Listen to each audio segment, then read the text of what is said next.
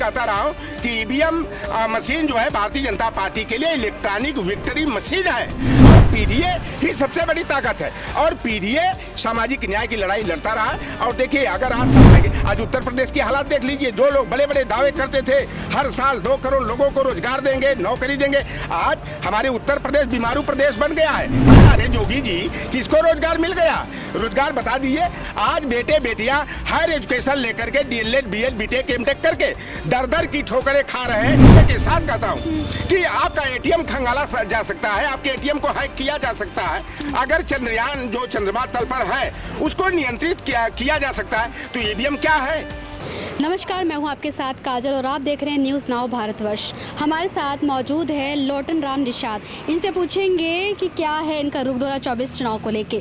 जैसे कि आप अभी हाल ही में, पहले आप किसी और दल में थे और आपने अभी हाल ही में समाजवादी पार्टी ज्वाइन की, तो आपको ऐसा क्या लगा कि आपको समाजवादी पार्टी ज्वाइन करनी चाहिए थी? देखिए, 2024 का जो चुनाव है मूल रूप से लोकतंत्र और संविधान को बचाने के लिए है। भारतीय जनता पार्टी बड़ी सफाई से, प्रत्यक्ष रूप से भी और परोक्ष रूप से जो है संविधान और लोकतंत्र पर खतरा पैदा करते जा रही है। और जो मनुस्मृति का विधान है उसको एन केन प्रकार लागू करके ओबीसी एससी एसटी माइनॉरिटी के साथ जो है 2 दर्जे का बर्ताव कर रही है। और अगर देखा जाए इनके चाल और चरित्र को, तो गुरु गोलवलकर की जो 2 किताबें bunch of thoughts we are our nationhood defined है, उनकी नीतियां जो ओबीसी एससी एसटी माइनॉरिटी के विरोध में, महिलाओं के विरोध में है, उनको जो है पूरी तरह से जो है कि लागू करने में, देश की अर्थव्यवस्था को चौपट करने में, और भारतीय बैंकों का जो पैसा है, यहाँ तक कि रिजर्व बैंक का जो आपातकाल के लिए संरक्षित धन होता था उसको भी निकाल करके अपने पूंजीपति मित्र और विशेषकर 29 जो भारतीय बैंकों के लुटोरा है, सभी के 28 उसमें, चाहे नीरव मोदी हो, ललित मोदी हो, निशान मोदी हो, मेहुल चोकसी हो, सभी के सभी गुजरात के हैं। तो भारतीय जनता पार्टी आरएसएस के इशारे पर पूरी तरह से बाबा साहेब भीमराव अम्बेडकर के संविधान को खत्म करने का, मनुस्मृति के विधान को लागू करने का। और जहाँ तक आपने सवाल किया कि मैं कहीं दूसरे दल में था और यहाँ आ गया, मैं जरूर उस दल में गया था, लेकिन मुझे लगा कि वही है ना कि मैं कहीं कुछ उद्देश्य लेकर के गया और वहाँ मेरा उद्देश्य पूरा नहीं, व्यक्तिगत मेरा उद्देश्य नहीं है। देखिए, मैं कट्टर बाई हट में बोल रहा हूँ, मैं नेता कम, सोशल एक्टिविस्ट ज्यादा हूँ। तो हमें लगा कि जहाँ मैं आया हूँ हमारी विचारधारा की यहाँ हत्या हो जाएगी। और जो उस पार्टी के प्रदेश अध्यक्ष आए, वह जो आरएसएस का OT1 OT2 सर्टिफिकेट होता है वह लेकर के, यानी आरएसएस से ही अपने राजनीति की शुरुआत करने वाले हैं। और हमारे जैसे अम्बेडकरवादी, मंडलवादी, पेरियारवादी जो सामाजिक न्याय की विचारधारा में विश्वास रख करके काम करने का कर रहा है, तो मुझे लगा कि वहां मैं कुंद हो जाऊंगा, मेरी विचारधारा की हत्या हो जाएगी, मेरी जुबान पर ताला लगाने का प्रयास किया जाएगा और ऐसे मौके पर मेरे साथ धोखाधड़ी हो जाएगी कि ना मैं घर का रहूंगा ना घाट का रहूंगा। और जहां मैं आया हूं वापस जिस पार्टी में, इस पार्टी का मैं समाजवादी पार्टी पिछड़ा वर्ग प्रकोष्ठ का मैं प्रदेश अध्यक्ष रहा, और किसी कारण बस जो है कि मुझे दल से दूर जाना पड़ा था, लेकिन मैं बाई हार्ट सामाजिक न्याय के मुद्दे पर, समाजवादी विचारधारा के मुद्दे पर मैं सपा से कहीं भी रह करके भी समाजवादी पार्टी से जुड़ा था। और माननीय अखिलेश यादव जी ने मेरी विचारधारा का सम्मान करते हुए मुझे वापस बुलाए। और यहाँ मुझे लगता है कि मैं अपने घर में हूँ, क्योंकि जहाँ भी चला जाऊँ प्रदेश में तो मुझे एकदम अपने घर परिवार की तरह एहसास होता है। और वहाँ मुझे अकेलापन महसूस होता था, तो मैं समाजवादी पार्टी में पुनर्वापसी किया हूँ। तो लगता है कि मैं अपने परिवार के साथ बड़े मजबूती के साथ और बड़े सुरक्षित और संरक्षित तरीके से महसूस कर। हाँ, जैसे कि निषाद जी, 5 राज्यों के भी हाल ही में विधानसभा के जो नतीजे आए हैं रिजल्ट के, तो आपको क्या लगता है जो रिजल्ट आए वो निष्पक्ष है या फिर ईवीएम का रोल है इसमें? देखिए, 2 जगह का चुनाव तो एकदम आश्चर्यजनक आश्चर्य में डाल दिया, छत्तीसगढ़ का और मध्य प्रदेश। जितनी सीटों का आकलन, मैं भी एज ए जमीनी पत्रकार कह लीजिए कि जो आकलन मैंने किया था, जितनी सीटें मध्य प्रदेश और छत्तीसगढ़ में कांग्रेस को मिलनी चाहिए थी, सीधे पलटा मार कर उतनी सीटें भारतीय जनता पार्टी को मिल गई। और भारतीय जनता पार्टी मध्य प्रदेश और छत्तीसगढ़ में पहले से अपने को हार मान चुके थे। हाँ, राजस्थान का चुनाव जो था नेक टू नेक था, लेकिन वहां भी कांग्रेस पार्टी की ही सरकार बनने की संभावना थी। लेकिन ये जो परिणाम आया, निश्चित रूप से मैं दावे के साथ कहता हूं कि आपका एटीएम खंगाला जा सकता है, आपके एटीएम को हैक किया जा सकता है, आपके कहीं दूर से बैठ करके आपके खाते से पैसे को ट्रांसफर किया जा सकता है। और बताइए कि इसरो में बैठ करके अगर चंद्रयान जो चंद्रमा तल पर है है उसको नियंत्रित किया जा सकता है। तमाम उपग्रह छोड़े जाते हैं, उपग्रह को इसरो में बैठ करके या कहीं ऑफिस में कार्यालय में बैठ करके उसको नियंत्रित किया जा सकता है। तो ईवीएम क्या है? ईवीएम भी तो एक इलेक्ट्रॉनिक मशीन है। अच्छा, जैसे कि ईवीएम को है कांग्रेस लाने वाली है, ईवीएम को भी कांग्रेस ही लाई है, लेकिन कांग्रेस जब जीतती है तब ईवीएम पे सवाल नहीं उठाती है, लेकिन जब हारने लगी तब उन्होंने ईवीएम पे सवाल उठा दिया। अभी तक इसलिए ये नहीं बोल रहे थे कि ईवीएम 2009 में इन्होंने लाया था, और ईवीएम से जब 2009 का चुनाव हुआ और कांग्रेस पार्टी को जीत हासिल हुई तो भारतीय जनता पार्टी के नेता सुब्रमण्यम स्वामी जी सुप्रीम कोर्ट में जो है याचिका आयोजित किए गए थे। सुप्रीम कोर्ट ने एक कमेटी गठित किया और जापान की जिस इलेक्ट्रॉनिक कंपनी ने ईवीएम को इजाद किया था उसने अपने काउंटर एफिडेविट में या स्पष्ट तौर पर कहा था कि मैं ईवीएम मशीन बनाया हूं, मैं इसकी चिप बनाता हूं, लेकिन इस ईवीएम मशीन पर मेरा पूरा विश्वास नहीं है, इसलिए मेरे यहाँ चुनाव ईवीएम की बजाय बैलेट पेपर से होता है। विश्व के जितने भी देश हैं, चाहे अमेरिका हो, रूस है, जापान है, जर्मनी है, मिस्र है, कनाडा है, इटली है, चाहे चाइना है, वहाँ पर जो है बैलेट पेपर से चुनाव होता है। पहले ओपिनियन पोल लिया जाता है, फिर बैलेट पेपर से चुनाव होता है। तो भारत जैसे विकासशील देश में ईवीएम मशीन से चुनाव करने का औचित्य कहाँ से है? आपको क्या लगता है कि 2024 का चुनाव है वो बैलेट पेपर से होना चाहिए कि ईवीएम से होना चाहिए? बिल्कुल बैलेट पेपर से होना चाहिए। देखिए, जब किसी भी वस्तु पर अगर अविश्वास पैदा हो जाए, जनमानस उसके खिलाफ है, तो जनमानस का, जनता के मन विचार का सम्मान किया जाना चाहिए। और लोकतंत्र और संविधान में जो है अगर विश्वास नहीं है तो समझिए कि यह लोकतंत्र के साथ कुठारा घात है, लोकतंत्र का मटिया मेट किया जा रहा है। और कांग्रेस पार्टी जो प्रतिपक्ष की सबसे बड़ी पार्टी है, राष्ट्रीय पार्टी है, और देखिए ईवीएम के विरोध के लिए राष्ट्रीय पार्टियों को आगे आना पड़ेगा। अब कांग्रेस पार्टी अभी तक तो चुप्पी साधे रहती थी, लेकिन इस बार उनको साफ लग गया कि अरे बाप रे बाप, वोट का तो सीधे जो है बंटाधार हो गया, ईवीएम में खेल हो गया, ईवीएम हैकिंग हो गया।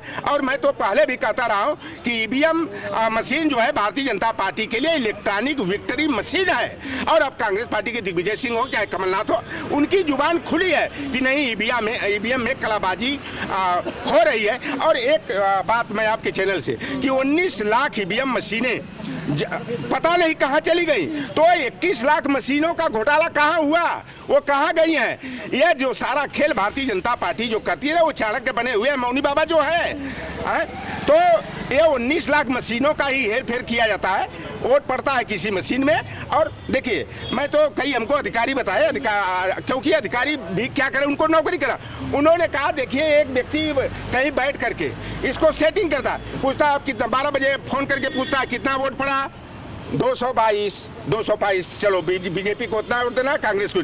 फिर लास्ट में जब वोटिंग खत्म हो जाती, पूछता है कितना वोट पड़ा, अब वहां से वो दूसरी में कलाकारी होती। तो इस तरह सारा खेल किया जा रहा है, यह स्वस्थ लोकतंत्र के लिए अच्छा नहीं है। और अभी दावे के साथ अभी आरएसएस के एक होश बोले करके हैं, अभी बनारस गए थे, उन्होंने कहा कि भाई देखो, बाबा साहब अम्बेडकर का संविधान खत्म होना चाहिए, वर्ण व्यवस्था का कायम होना चाहिए। और मनुस्मृति में आज आप लेकर के एंकरिंग कर रही हैं, मुझसे जवाब और सवाल कर रही हैं, यह अधिकार आपको किसने दिया है? यह अधिकार बाबा साहब अम्बेडकर के संविधान ने दिया है। स्त्री शूद्रो न ध्येताम की व्यवस्था मनुस्मृति में रही। और ज्योतिबा फूले जी और उनकी जीवन संगिनी राष्ट्रमाता सावित्रीबाई फूले, जो देश की प्रथम शिक्षिका, हमारी बहन बेटियां जो है सरस्वती का पूजा करती हैं ज्ञान प्राप्ति के लिए। अरे भैया, पढ़ने का अधिकार सरस्वती का कब जन्म हुआ?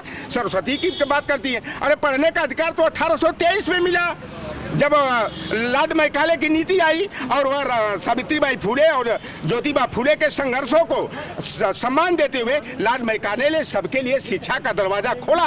तो चाहे बैकवर्ड की लड़की हो, चाहे दलित की हो, चाहे पिछड़े की हो, चाहे आदिवासी की हो, चाहे ब्राह्मण और राजपूत की बेटी हो, पढ़ लिख करके जो IAS IPS doctor engineer professor बन रही है, यहाँ तक कि देश की सबसे बड़ी कुर्सी पर, देश की प्रथम नागरिक की कुर्सी पर जो बैठने का अधिकार मिला है, तो यह बाबा साहेब भीमराव अम्बेडकर के संविधान से मिला है, न कि मनुस्मृति के विधान से मिला है। मनुस्मृति के विधान में बहन बेटियों को तो केवल चार दीवारी के अंदर रखने का, और अगर कोई OBC SC का बेटा अगर पढ़ने का प्रयास करे तो उसका अंगूठा काट लो, उनके कान में शीशा और आंगा पिघला के डाल दो, जुबान जीभ काट लो, और संबुक जैसे लोगों की गर्दन काट दो।